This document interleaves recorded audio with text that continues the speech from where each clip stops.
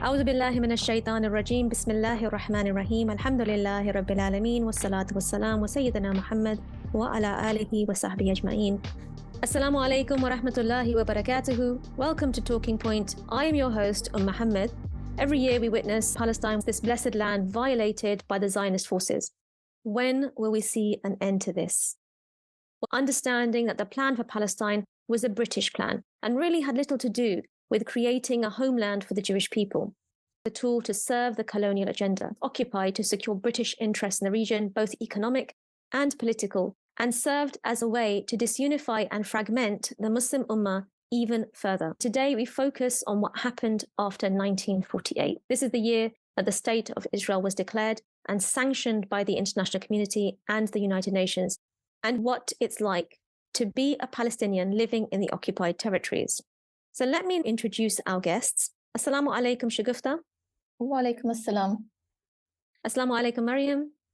Wa alaikum assalam wa rahmatullahi wa barakatuh. Thank you for having me on today. And assalamu alaikum, Yusuf. Alaikum assalam. It's now 1948 on our timeline, and the State of Israel has been declared and recognized by the international community. When we look at a map of this region, we can see that in 1945, the United Nations gave 55% of the land of historic Palestine to the Zionists. The land that they were actually given by the United Nations was the most fertile. They were given access to the Red Sea. They were given 2/3 of the coastline, and they were actually given sole access to the Sea of Galilee. And this was deliberate, and it was part of the colonial plan. So since 1948, this map has changed. And I want to ask the question, why? I'd actually like to start from before 1948. And that's because before the State of Israel was created, compared to how many Palestinian people lived on this land, very few Jewish people lived on this land. Between 1917 and 1939, we find that the Jewish people made up just 3% of the total population of Palestine. After this, all through the 1920s and the 30s, as Britain began its agenda of actually relocating European Jews to Palestine, we find that there was an increase from this 3% to 32 or 33%, and now they occupy 6% of the Palestinian land. And the UN, we know that in the UN partition plan in 1947, they actually, at this point, allocated to the Zionists 55% of the land. So that was a huge jump. The UN allocated to the Zionists 55%. And this was in Resolution 181 of the UN that was passed. And this is something that at that time, the international community, they legitimized this through the United Nations. And they legalized this 55% ownership by the Zionists. And at the time, Ben-Gurion, who would later go on to become the first PM of Israel, he wrote in his war diaries, every school child knows that there is no such thing in history as a final agreement, not with regard to the regime, not with regard to borders, and not with regard to international agreements.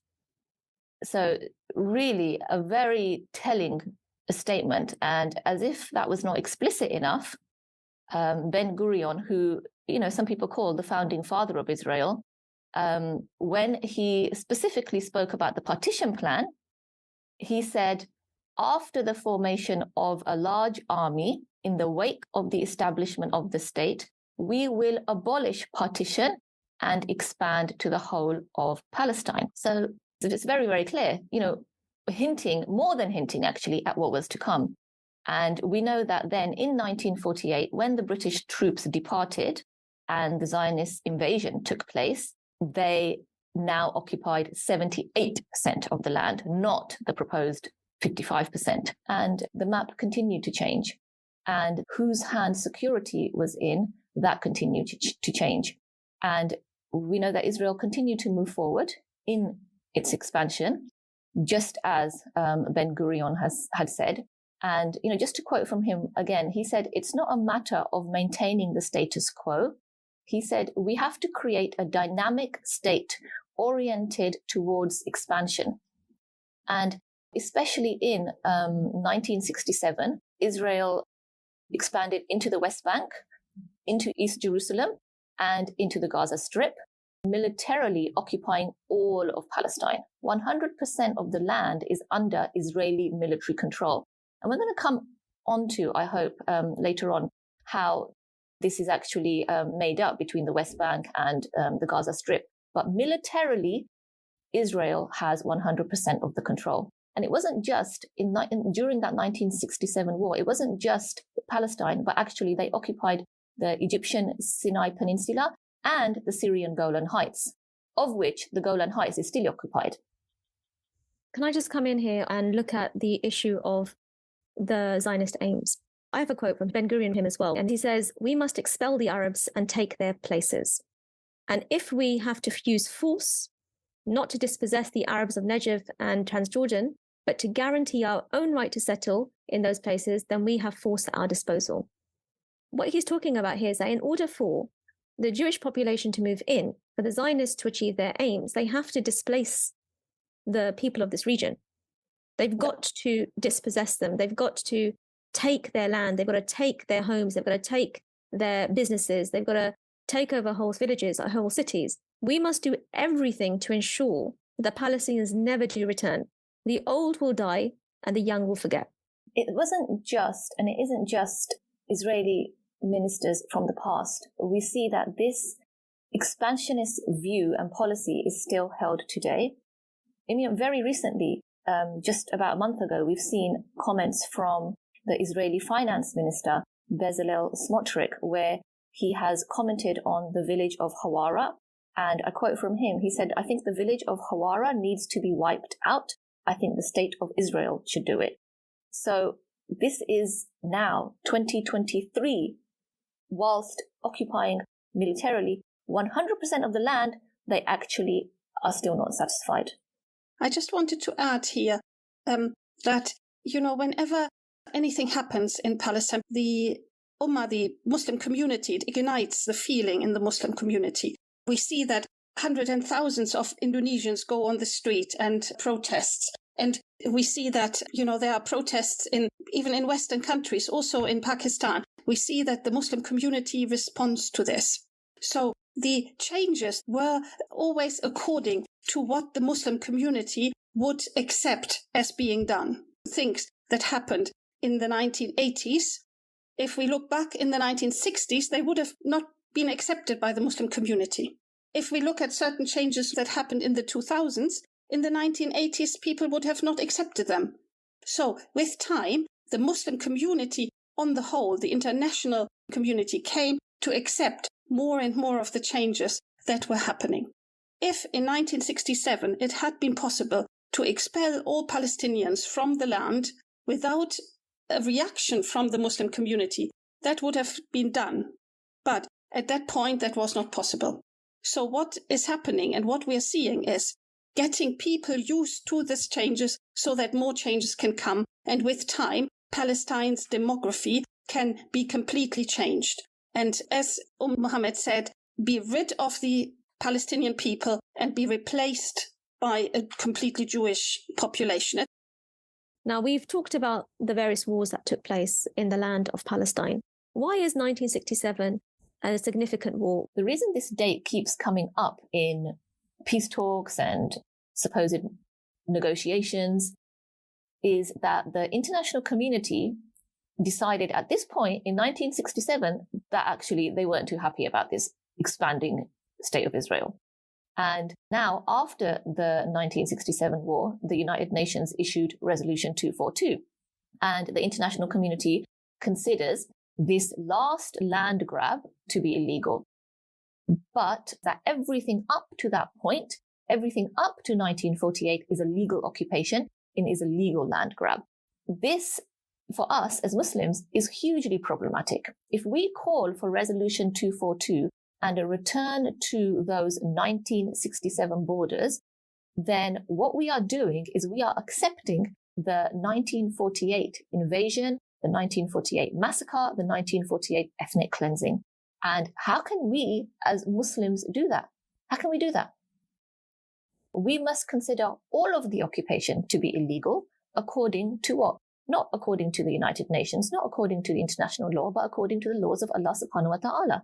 It is Allah subhanahu wa ta'ala who is the lawmaker for us.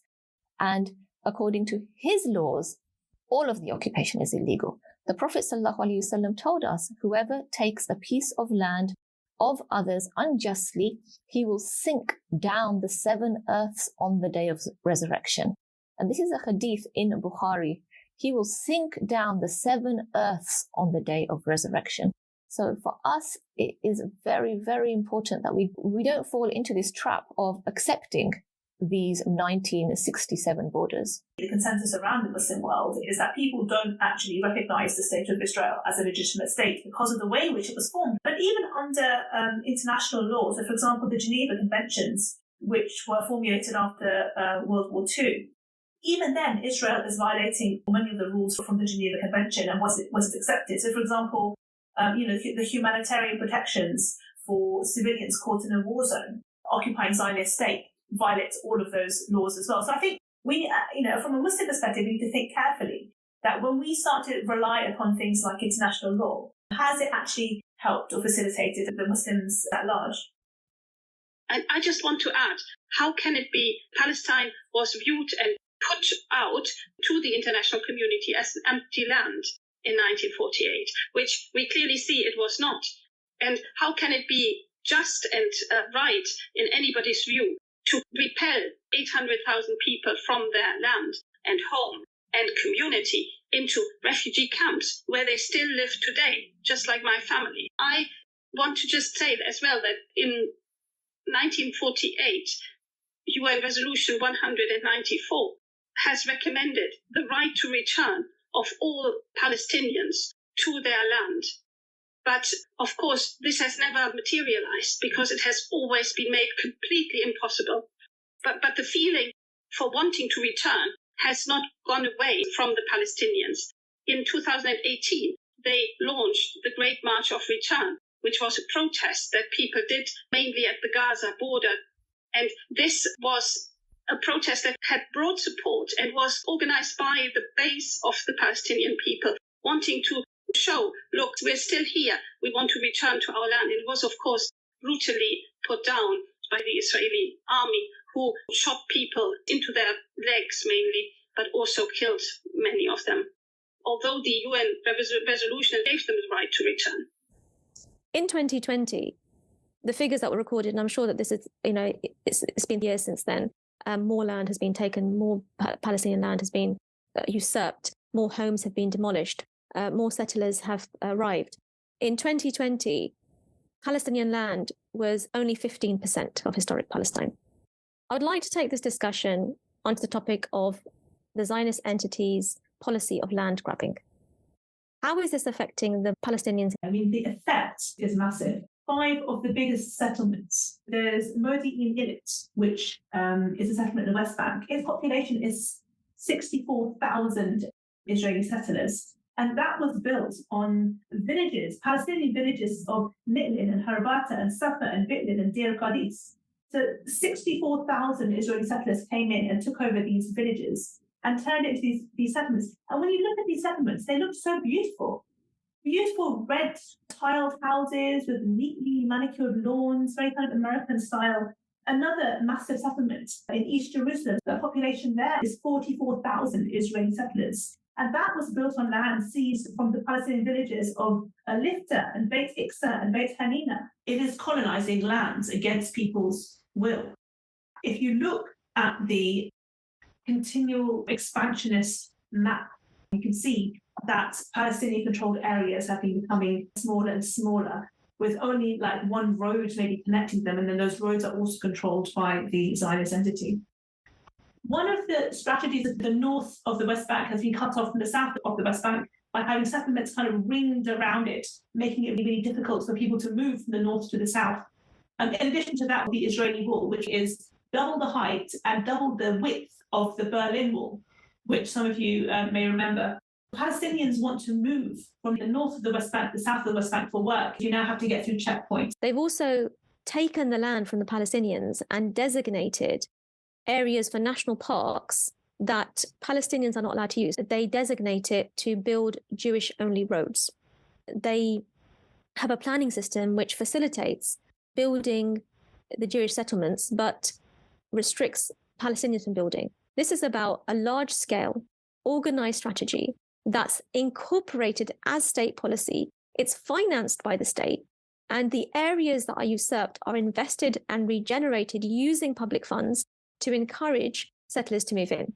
It's not just movement. Imagine trying to live your life, trying to get your goods across for trading, trying to get things into where you live, being extremely restricted. And the big one really being water, the restrictions of the use of water, which is also used as a means of really weakening the Palestinians. Many Palestinians I've met who have to go back every single year to keep their right of return. We kept seeing Palestinian families being forcibly evicted, their homes demolished as Israeli settlers moved into their brand new homes. I think what you're referring to here is the 1950 absentee property law, which allows and supports forced evictions and land confiscation.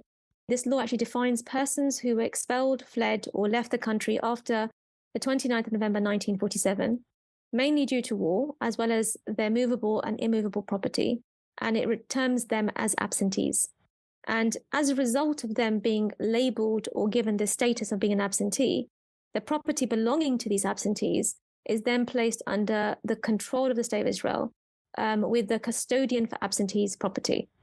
According to this law, this law is actually a policy that's being utilized by the Zionist entity to take land. It's a nonsense law. And what they are saying is that they are custodians of this land, and they use it, the Zionist entity uses it as a main legal instrument to take possession of the land that belongs to internal and external Palestinian refugees. And they even take Muslim Waqf properties across the state. And in addition to this, they use planning permission to restrict buildings of any building work of Palestinian people.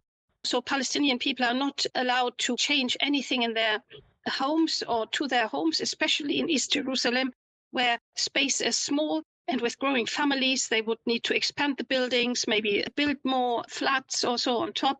But they are stopped to do that and not allowed to do that due to planning permission. If they do it anyway, then they will be in breach of the law, and they will need to destroy their own home or pay the eviction fee to let the Israeli state demolish their home.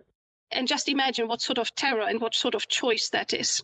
In addition to this, Israel, the state, as it is now, has built housing developments at the border to Jordan and gives these families that ask for planning permission, that need to have more space for their families, gives them then the choice and says, why don't you then relocate to these housing developments for you at the border to Jordan and leave your home. But if they make this choice, then they leave their house and their land and everything to be repossessed and not to be able to return. I just want to say that what has happened through the Israeli courts is that over the years, property and land has been legally bought through these courts by overseas companies, and the ownership of this land has been legalized through the courts, and it's moved from Palestinian ownership to Zionist ownership. And it was actually an Israeli investigative journalist, Yuri Blau, who found that with $3 million, properties had been bought and registered through a pyramid of companies registered abroad, and that these are the companies that now are claiming that they are the owners of this land, they are the owners of this property, and that the Palestinians owe them rent. So if we look at what has happened with Sheikh Jarrah, and in particular with the Al-Kurd family, it was again through the courts as well that Ottoman-era documents are produced in court to claim that this is land that was sold to the Jewish people by the Ottoman state, and that the courts, they accept these Ottoman documents as legitimate and accurate. And then when the Palestinian families of Sheikh Jarrah, when they bring their documents to show that no, actually, during the Ottoman era, this land was not sold to the Jewish people, but it was rented to the Jewish people, the courts say those are the forged documents. That is, the documents that these Palestinian families are bringing, they're the forged documents, and the documents that claim that it is sold land are the legitimate documents. So we can see through this, through these court decisions, the ownership of land and the ownership of property is passed from Palestinian families to Zionist Israeli settler families, and not even families actually, to companies located abroad. And the Palestinians are asked to pay rent in their lands. And then when the Palestinians don't pay rent, they're given eviction documents that you have to now leave your land because you've refused to pay rent. And we can see that in this way, they're asked to vacate, and Israeli Zionist settlers are actually brought in from abroad, from America, from American cities to come and live in that land. And they're actually paid. They're paid to come and live in these homes to further this expansionist policy. Just by looking at the experience of Muhammad al-Kurd when he was 11 years old, when his home was seized by the Zionist settlers, he says that since then, all that has separated us has been drywall and blankets and a clothesline. The blankets are there to block the settlers from harassing us. They often stand by windows exposing themselves or spitting harshly pronounced Arabic curse words at us. I've repeatedly witnessed them beat their dog before unleashing it after us. And subhanAllah, he's 11 years old and he's having to live this. And he goes on to say, one night settlers threw a television at my grandmother, putting her in a coma. While the ambulance drove off, they made a pit of fire out of my baby sister's crib. My sister, 2 years old at the time, struggled with a panic disorder well into the following decade. So this is the impact that this state policy is having on the ordinary lives of the Palestinians. And these are real people. They have families, they have their stories to tell. And there are countless other stories like this. Are there any Palestinian areas where the Muslims are free from the Zionist control and their brutality? Short answer, no. Long answer, also no. If you look at what commonly makes a land independent in its simplest forms, it would be control of the borders. So you are controlling access and movement in and out of that land. It would be having control over all of the civil departments, so civil control, and it would be the internal and external security. And none of that exists for the Palestinian people. There are some areas of land which are known as the occupied Palestinian territories. However, it should be, here we need to note that they're known as Palestinian territories because they consist of, yes, the West Bank, including East Jerusalem and including the Gaza Strip. And according to the Palestinian Bureau of Statistics, 3 million Palestinians live there in the West Bank and 2 million live in the Gaza Strip. The very first thing I think we need to note is that the West Bank and the Gaza Strip are physically separated. As a state, this is Palestinian controlled area, they're physically separated by Israel running right through the middle of them. But if we look at these areas even more closely, we see that the whole of the West Bank is occupied with dozens of Israeli outposts and military bases. If you look at United Nations maps of access and movement, you see that there are roadblocks all over the West Bank. There are 61 permanently staffed checkpoints, and 35 of these checkpoints are at roads which are connected to that security wall we mentioned earlier, where Israeli authorities control access and movement in and out of the West Bank. And worse than this is the fact that since 1993 and the Oslo Accords, the West Bank is divided into 3 areas. And I think it's really important to take a few minutes here and just have a look at these 3 areas.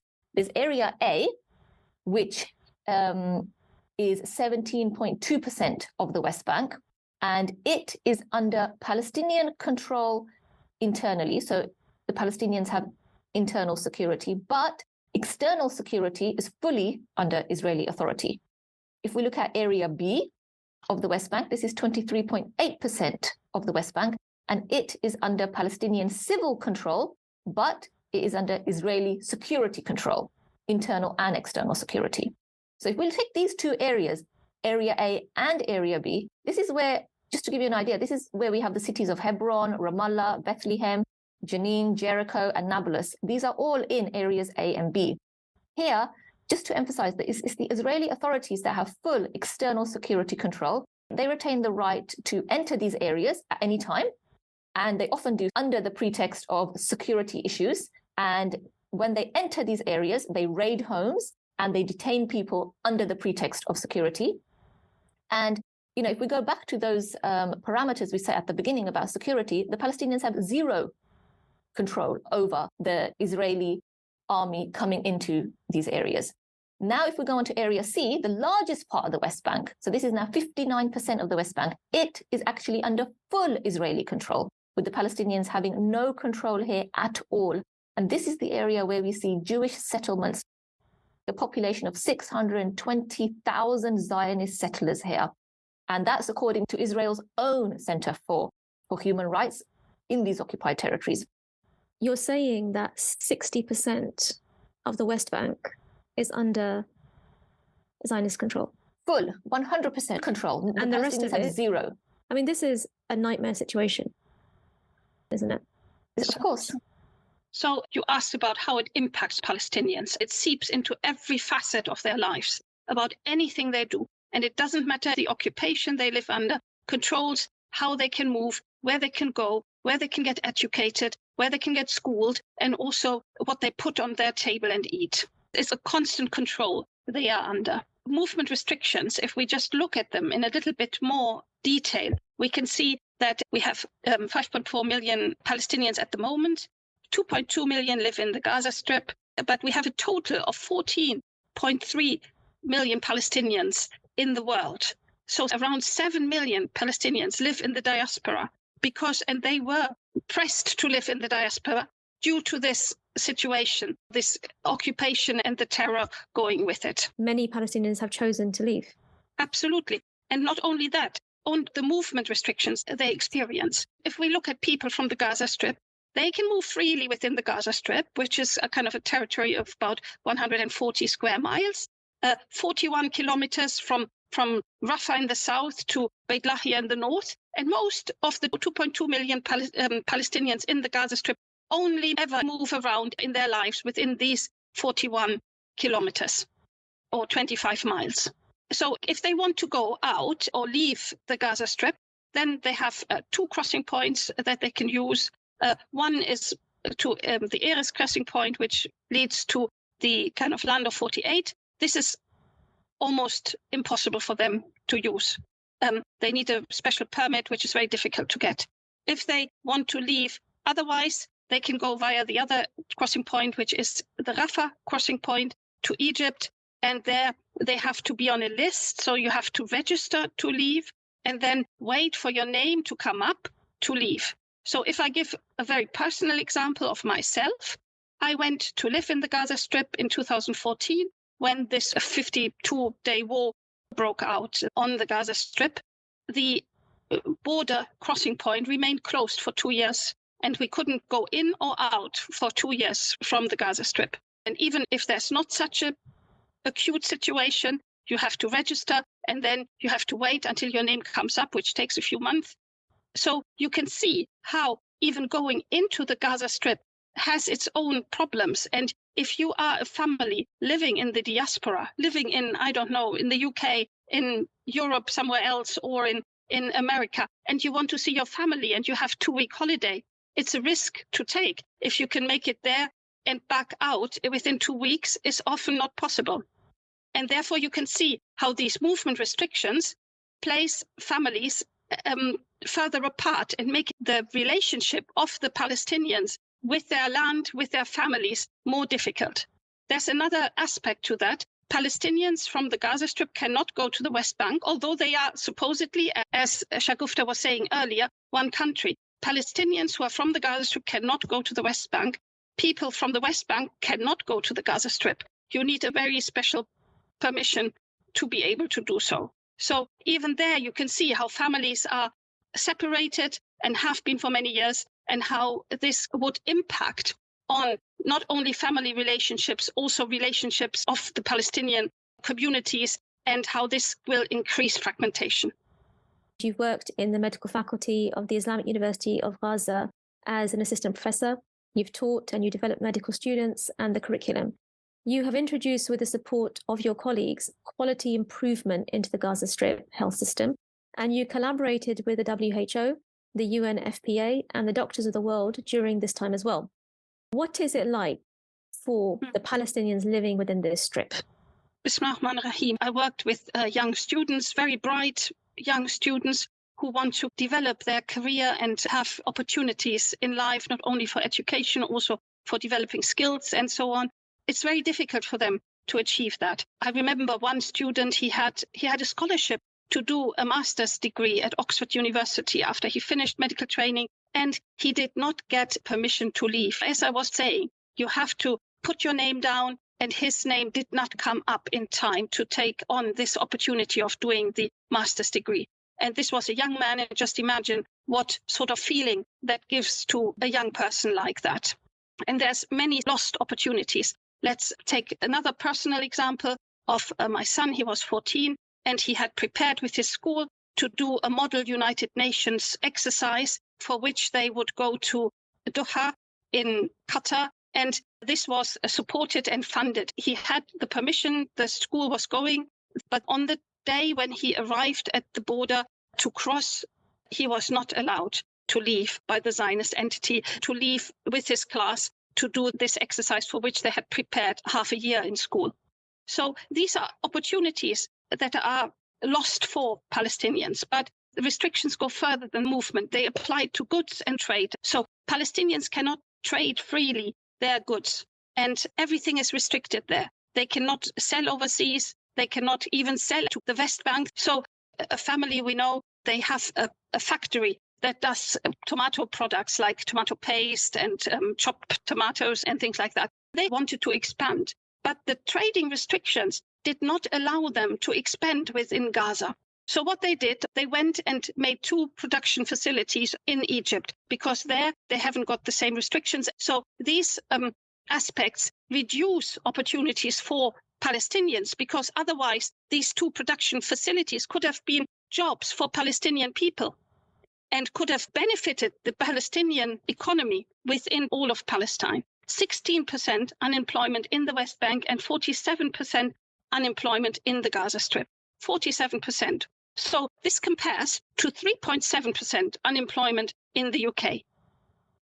And this, of course, directly leads to the extreme poverty that Palestinians experience. 25% poverty rates within the Palestinian community, and 1.8 million Palestinians are considered to live in food insecurity, which is 36% of the population. These are numbers by the United Nations Development Programme.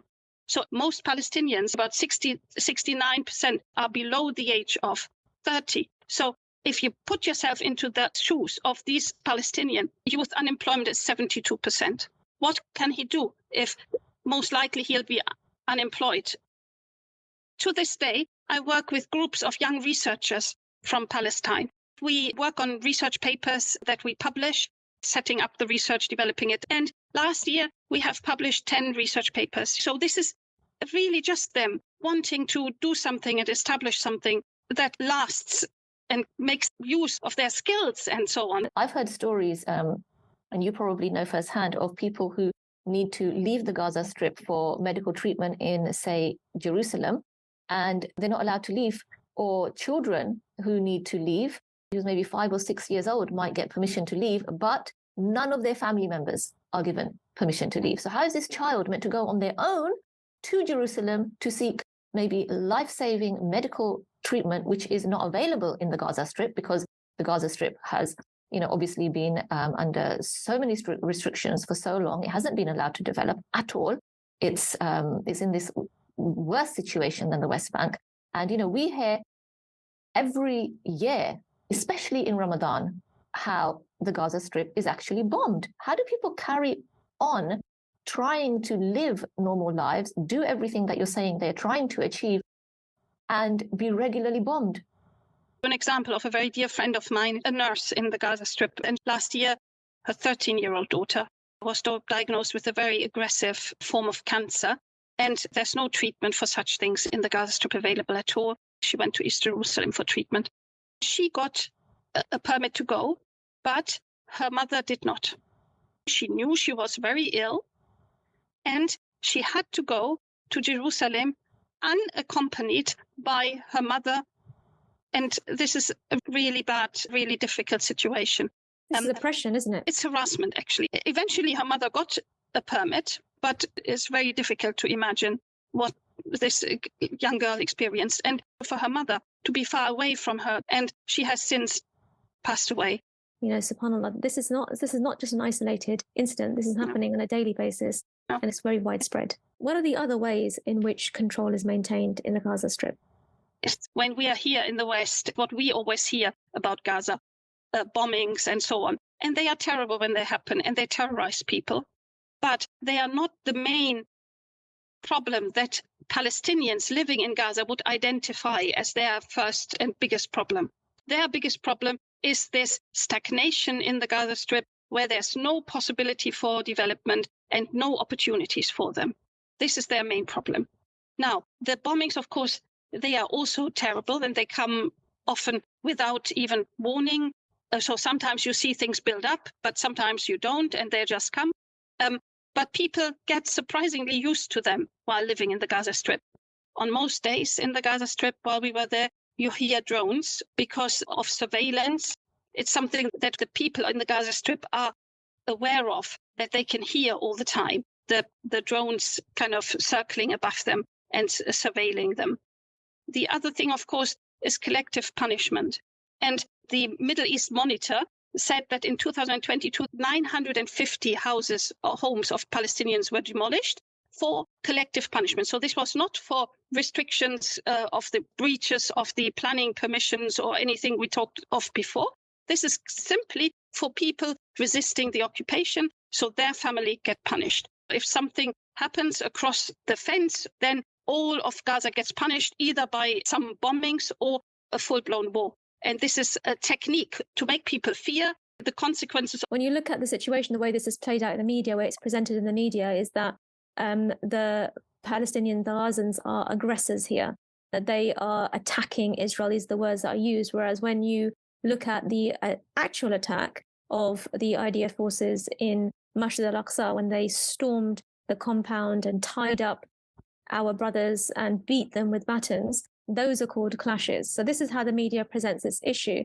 But in actual fact, the reason why you have this rocket fire, this is a message to the Zionist entity that stop your harassment, stop your occupation, stop your oppression, stop this usurping of land. And this is actually a message that the Palestinians are not going to give up. And it should be an accepted message, because this is not about an aggressive state, attacking another state. This is about Palestinian people defending themselves.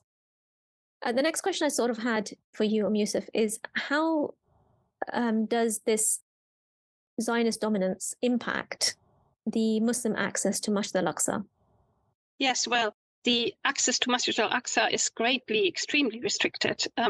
So Palestinians from Gaza, for example, although they are only around 80 kilometers away from the Masjid al-Aqsa, they cannot enter the area or the land without a special permit, as we discussed earlier. So it's actually impossible for them to go to Masjid al-Aqsa. And I remember in our refugee camp, there was a sign posted which said Al-Aqsa 89 kilometers, and it showed the direction. And it does seem so close, but it's so far away in reality. Now, for people from the West Bank, there are some more opportunities to go to the Masjid al-Aqsa, but also they need to cross a string of checkpoints, and these checkpoints can be closed at any time for any reason or no reason at all. And for them also, it is difficult to actually access the Masjid al-Aqsa. As for the rest of the global community, because Masjid al-Aqsa is not only for the Palestinians, it is our third most holy masjid, where we all want to pray and return to worship Allah. So the rest of the global community also should have a right to go to the Masjid al-Aqsa. And that, again, is very difficult. For many, I went for the first time last November 2022 with a group from Oxford University. We stayed overnight in Jerusalem, and then I could pray in the Masjid al-Aqsa before we went on to Gaza. And then you see groups of heavily armed security. It's not security personnel, it is army that stand there with their machine guns, as in checkpoints, surrounding the mosque. And you have to go past them. And they are not just one or two. There are tens of them at different places throughout the access to Masjid al-Aqsa. And that is also very intimidating. And the experiences that, I mean, you've described your experience, and I've heard so many examples of people who from the UK who've tried to go over to pray Masjid al-Aqsa. There's so much reward in that. The hoops that they have to jump through to get into that prayer hall and to actually pray, the humiliation, the long waits that they are subjected to, the searching. Sometimes one sister that narrated her story said that she had to wait 9 hours and there was no one else there.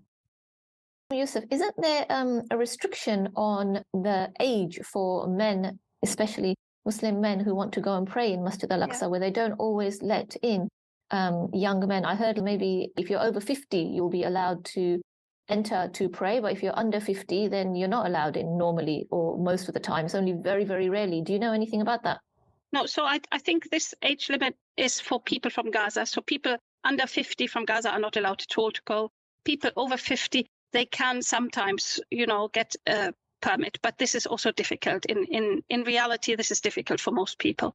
But there are similar restrictions for movement in the West Bank, but they are not the same all the time. So they change a little bit. So sometimes, they have, you already said, they have 65 actually checkpoints, permanent checkpoints across the West Bank, but they have 165 checkpoints which are not permanently manned, but they can be manned. So it's a way of control, an adaptable system of control across the West Bank. And so it does depend often if the route is free or not for them to go. I wanted just to say one more thing about people traveling from the UK, from the USA and so on to see Masjid al-Aqsa. And this is really important. When I was there was big groups of people from Indonesia and Malaysia as well who travel to kind of pray in Masjid al-Aqsa. And this was lovely to meet them there. But you have to remember that there's many, many Muslims who never, ever get a chance to go, and these are mostly Arab Muslims, from Syria, from Iraq, from Iran, from all these countries. They will never, ever be able to go and pray in the Masjid al-Aqsa, similar to the Palestinians themselves. Inshallah, one day they will. And Inshallah, we need to work towards that situation. Yeah. Let's move on to the importance of Masjid al-Aqsa. We've just talked about people being denied access to it, not being able to pray. If you hold certain passports as a Muslim, you're not allowed to enter the state or pass borders. Given its importance, how should we as Muslims view these restrictions? In my eyes, the Palestinian people, and after everything they have been through for so many years and continue to go through on a daily basis, they've shown to us a determination and a resilience and a belief in Allah's help and a belief in Allah's victory that we can actually take huge lessons from. And, really, subhanAllah, they are an example for us. Allah subhanahu wa ta'ala tells us in the Quran that amongst the believers are men true to what they promised Allah. Among them is he who has fulfilled his vow to death, and among them is he who awaits his chance. And they do not alter the terms of their commitment by any alteration. And this is in Surah Al-Ahzab, verse 23. So for me, the Palestinian people set the mark, of how we should respond. You said this really beautifully, Shagufta. I just want to add, though, that is true, and you find this spirit amongst the Palestinian people actually on the ground as well, even in their daily hardships. But you cannot forget that, in fact, the Palestinian people live in an open-air prison. They themselves say this and say, we live in an open-air prison. And their reality is that they cannot do this on their own, isn't it? So it needs a wider support from the Muslim community. I think another thing that I hear often is that the Palestinian Muslims they call out to their brothers and sisters across the world and they ask for help. You often see footage of the women and the men calling for, Salahuddin, where is our Salahuddin? Where is the liberator of this land? And this is an actual plea to their Muslim brothers and sisters to rise up and do something, to raise their voices, to raise their plight, to work hard to actually find a solution to the problem of this occupation. And that's one aspect that I see. The other aspect I see is that, when tell me how true this is, and these are only reports, is that the Palestinians feel that they've been abandoned by their Muslim brothers and sisters. In your experience, do you come across this mentality, this view? Yes, I think they do feel abandoned, especially with recent strives to normalize the relationship of different Arab countries like the Qatar and UAE, to normalize their relationship with the Zionist entity and put it on a normal footing. The Palestinian people on the background of this do feel abandoned very often. That is true. But we can say that we have seen it in the World Cup in Qatar, that actually the people, the Ummah, feels with the Palestinian people, isn't it? And people say that when to the matches of a World Cup where people go to watch football, they don't go with any particular political ideas or interests to this tournament, isn't it?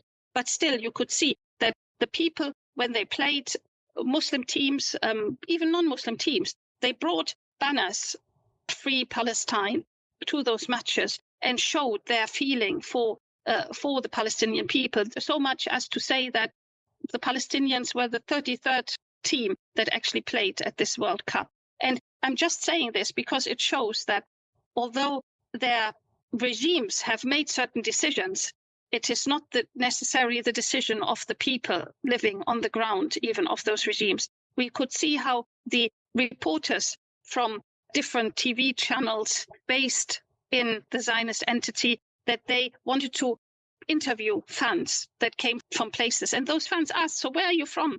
Which TV channel are you? And they would say, oh, I'm from Israel 24 or something like that. Then they would say, no, I don't want to talk to you. And then, for example, Moroccan fans would then say, I don't want to talk to you. And then the reporter would say, but we are friends now. We have friendly relationships now. And they say, no, you're not my friend. So what I'm saying with this is that we could see that there's a difference between how the regimes operate and what the people on the ground feel. You're talking about the World Cup, and they said the real winners of the World Cup were the Palestinians, because the Muslim brothers are standing in solidarity with them. So the last question I have for you, Yusuf, will the Zionists ever give in to Palestinians having their own land? I mean, the Zionist entity is not going to give up land on its own accord, or because they acknowledge that Palestinians might have a right to that land as well. And this is obvious from some indications, first of all by the UN, looking at the UN resolutions. And we also talked about this a little bit before. So the first UN resolution with this Area 181 was actually done in 1947, when it said there should be a Jewish state and an Arab state. Then in 1948, UN resolution 194 said there should be a right to return for Palestinians to their homes and properties. And this has been something that has cropped up again and again in different UN resolutions. But, this has not moved the Zionists to kind of change their tack on this, International pressure, or pressure from the international community, you would think would maybe move them to do that, but it hasn't. The second indication are the peace processes that have happened over the years, And we can start from the Camp David agreement to the Oslo Accords, or the roadmap that was maybe one of the most recent one. And all of them ended up to be a gain for the Zionist entity, so that they gained land and the Palestinians were pushed back into their territories, which is now the Palestinian occupied territories, and which are further reduced with time. But the Zionist entity has not given up land or right or power within any of these different processes. And thirdly, we see Jewish settlers are just increasing and increasing, the settler community, the number rising constantly to over 140 settlements now. And where they started with around 3,200 settlers in 1970, they had then 289,000 settlers in 2008, but now over 670,000 settlers are registered. If you were to convey one point from this podcast, what would you want our listeners to understand and take away? Let's start with Mariam. I think we need to understand that the Zionist state is an expansionist settler colony, which keeps expanding its colonies by usurping land, and it's going to keep doing it by removing people. So it's not something which it's going to just stop because it's going to suddenly become more humanitarian. That's just not going to happen. And on the fringes of the Zionist movement, there are those who have a vision for a greater Israel. So we should remember that their vision doesn't just end at taking Gaza and West Bank, but it actually goes a lot further than that. I think I'd like to end by saying that Allah subhanahu wa ta'ala gave all Muslims a right to the land of Palestine, and in doing so made all Muslims responsible for its protection, and the preservation of the holy sites of Masjid al-Aqsa is on the shoulders of all Muslims. And we've seen in the recent days that Christians too are being attacked by the Israeli Defense Force. But Islam made it a duty upon Muslims to protect even the Christian residents of Jerusalem and their holy sites. So we do not accept the 1967 borders, and we do not accept the 1948 borders. And we are not naive about the Zionist plans. There is no genuine or sincere desire or plan for a Palestinian state. And we can see from the continued expansion that there are only plans for a forever displaced and stateless Palestinian people, and there are only plans for a single Israeli Zionist state. And we will never accept this. And Yusuf. So currently the Palestinian population is held in a large open-air prison. The peace processes that have been done in the past have only resulted in more concessions from the Palestinians and shrunk their rights and space. Equally besieged is the Masjid al-Aqsa. So only with help of the global Muslim community will it be possible to free the Palestinians from their current situation and make the Masjid al-Aqsa free to be entered for all Muslims